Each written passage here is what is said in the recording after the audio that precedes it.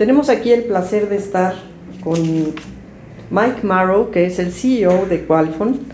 Hello, Mike. How are you? Good, great, thank you.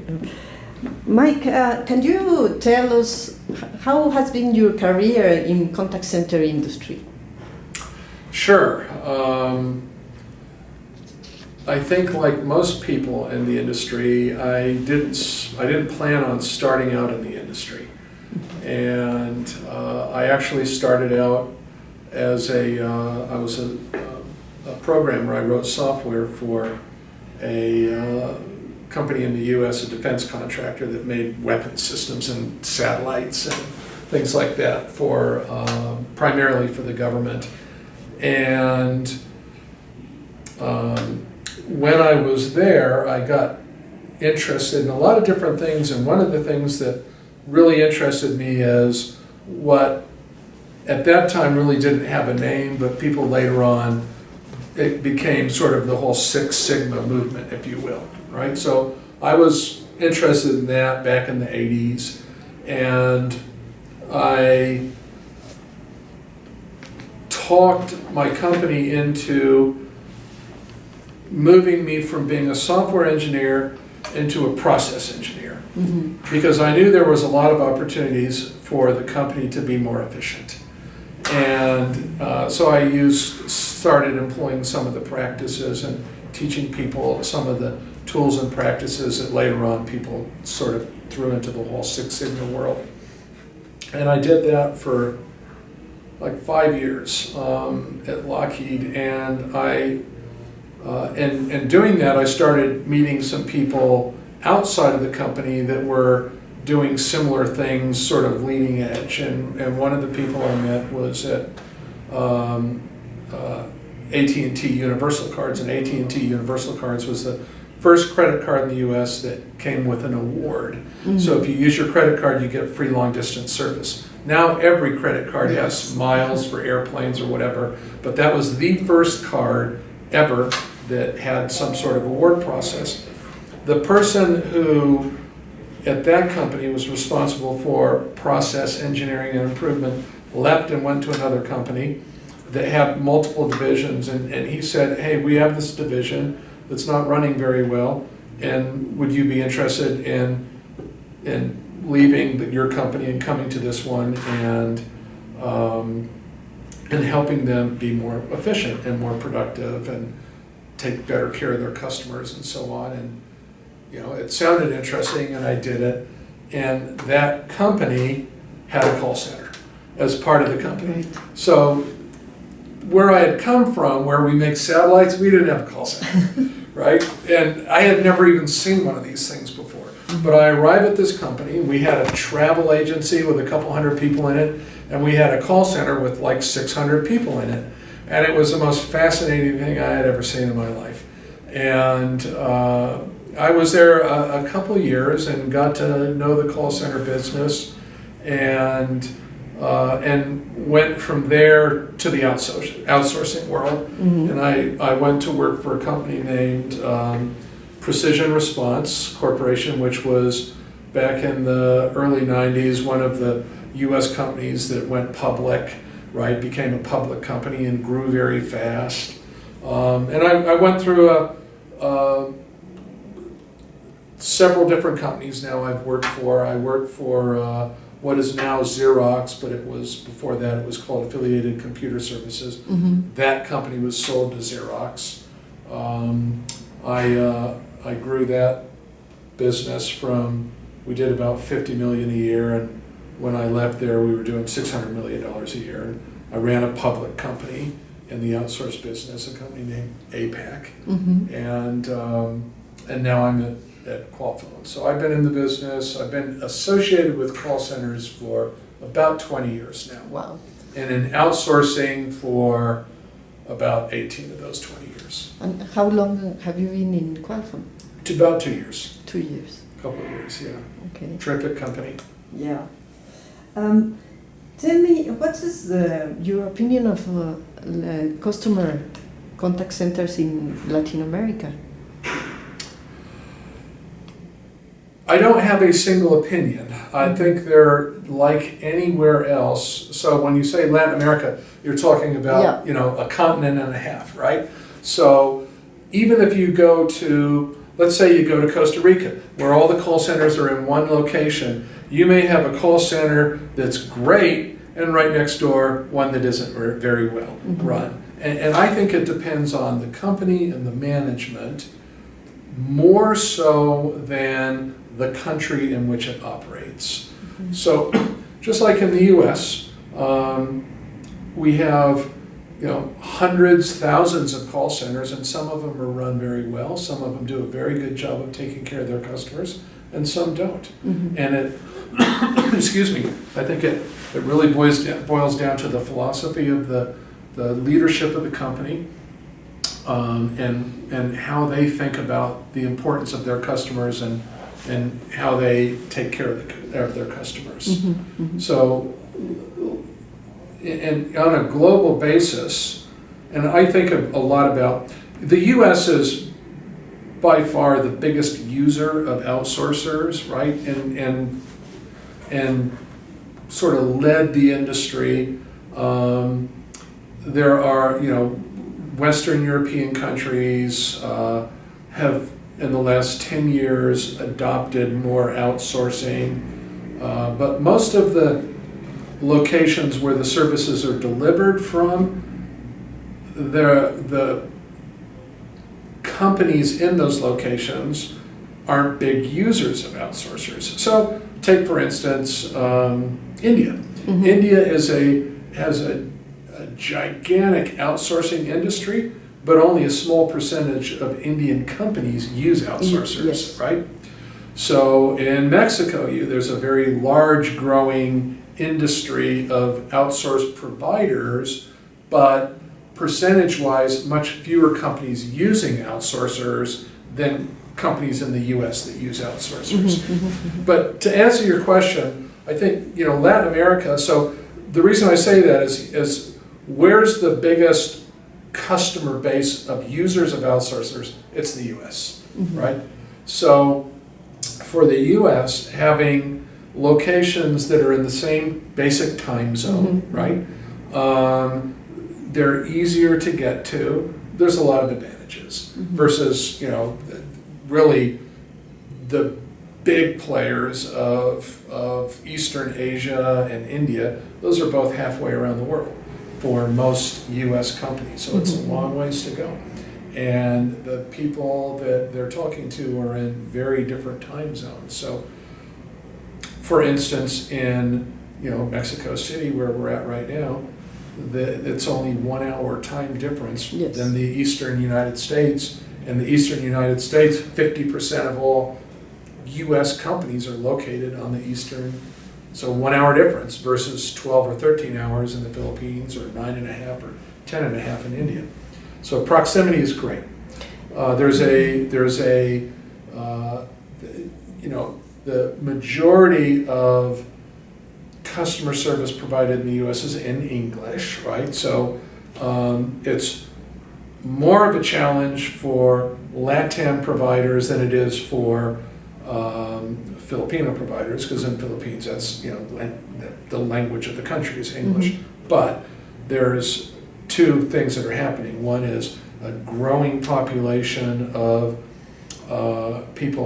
employees in the various LATAM locations that speak perfect English, and a very large growing population of Hispanic customers in the US that need to be serviced in Spanish.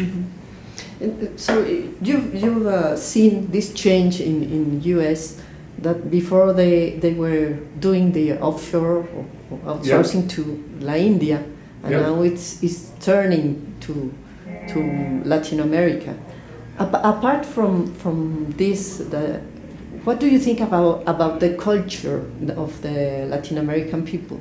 Do you think it's easier to understand the US citizens and to give them a better service? Or is not really a difference? I think that, so I will tell you that I've had call centers in a lot of places around the world, Mm-hmm. right? So starting with the easiest. The easiest is in the US, because people in the US understand the US culture. But, Of course. if I have there are challenges there too. To have a call center in Alabama servicing a customer certain base in New York doesn't work that well. Because there's a big difference between people living in New York and living in Alabama. Mm-hmm. But generally speaking, that works pretty well. When you go to India, the Indians require a lot of education, not so much anymore, but especially like 10 years ago. Mm-hmm. What are the names of the states, American, even though they speak English, they have a lot of different terms, a lot of different uses of words than we do in the US. So I remember 15 years ago being in India, and we had culturalization training, we had language training, all this training just so the Indians could speak to an American customer. Then the Philippines started to grow, and in the Philippines, if you go there, you have 50 television stations, and 25 of them are showing US television programming. There's a very large population of Filipinos in the United States. There's been a long-standing relationship, between the Philippines and the United States, right? Since prior to World War II, there's a very tight relationship. They understand the American culture very well, but they're halfway around the world, right? In LATAM, I think that depending on where you go, there's different levels of understanding of the U.S. culture and the ability to service them. Mm-hmm. So, for instance, in the Dominican Republic, it's a Spanish-speaking country, but there is a really, really strong ties between the Dominican Republic and the U.S. Like, a lot of the television is U.S. television. A lot of them have relatives in the U.S. They've traveled back and forth and so on. If you go to Honduras, they understand the U.S., but not to the level of like a Dominican Republic. Mm-hmm. And I think in Mexico, depending on where you go in the country, you have different levels of understanding. I had a call center with 1,500 people in Juarez. And in Juarez, 3/4 of the employees, their cell phones were not with a Mexican provider, it was with an El Paso provider, right? And a lot of them went back and forth across the border, spent time in El Paso, had relatives, very, very much a very strong affinity.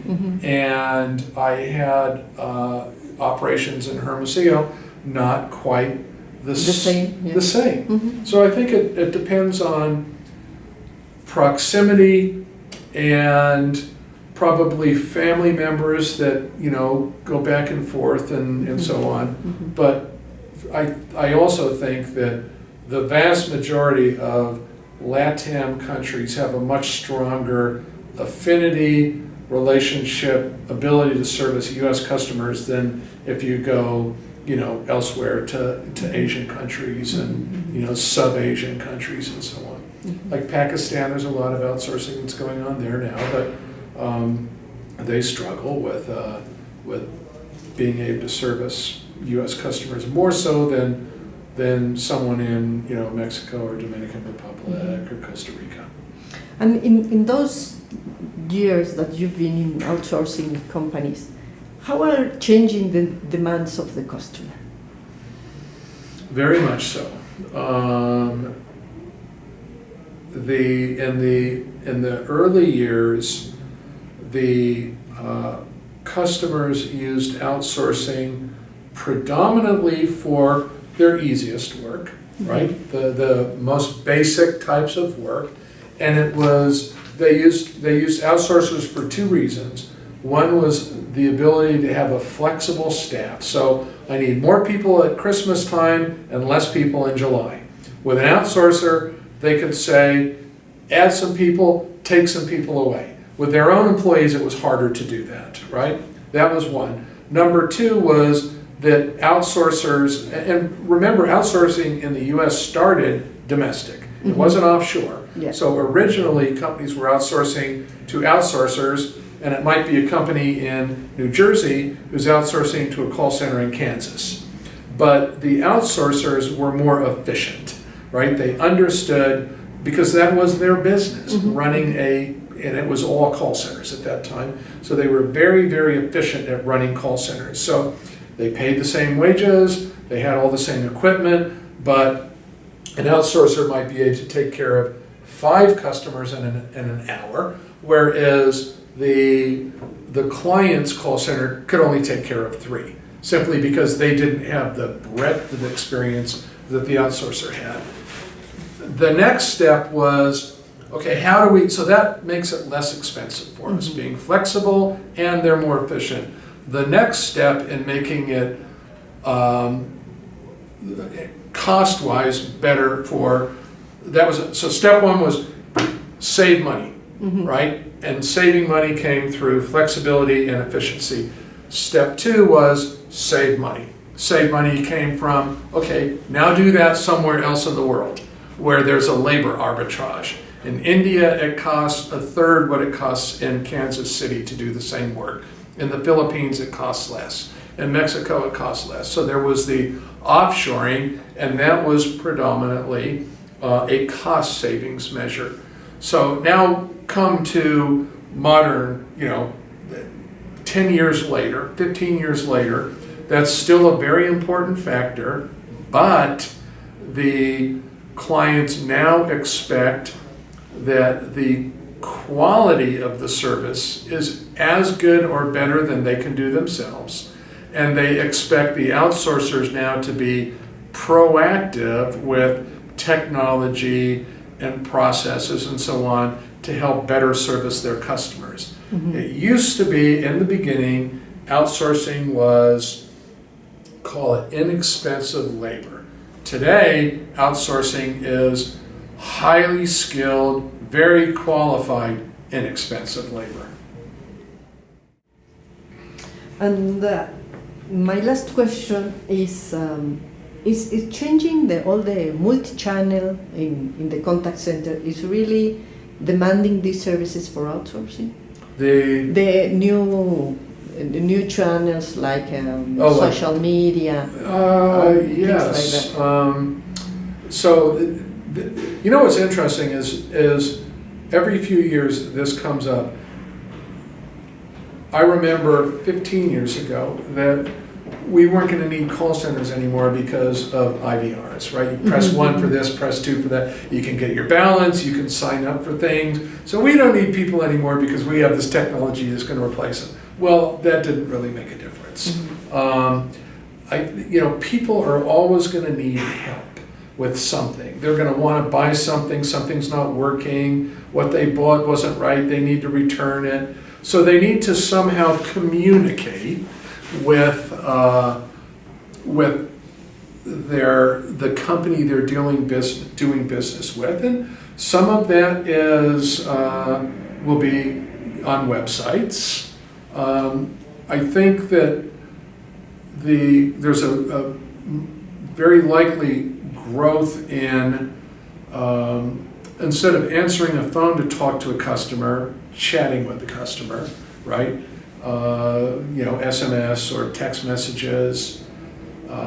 There are companies, and it's kind of novel, that are creating blogs where when a customer has an issue, and it's a lot with technology, right? With smartphones and so on, and someone's trying to figure out how to do something, and they figure it out, and they post the answer on the blog. And then anyone else who wants to know how to do the same thing can look at the blog and find out. But that might instead of 99% of people calling in to ask that question, now it's 85% call in to ask a question.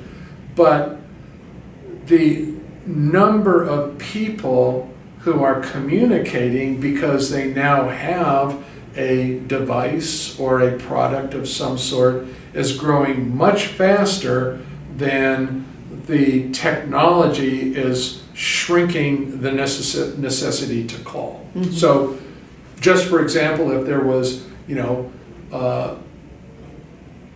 50 million people in the United States last year that had to call in a company to ask a question or something, and now because of technology, we've reduced it by 15%. So theoretically, now it's 40 million people that are going to call in, but guess what? Another 70 million people now have a device. Mhm. So we may be shrinking the percent that have to contact us, but the population of people is growing faster than we're shrinking the need for contact.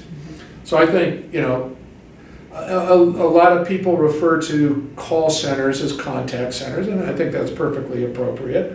I don't think the need's going to go away. I don't think it's going to shrink. I think the percentage of people who will call and talk to someone or chat with someone, the percentage may shrink because of self-help and so on, but the entire population of people who need to call or can get self-help is growing dramatically. All right. There are more people in China with cell phones than the entire population of the US and of probably the entire Americas. Yeah.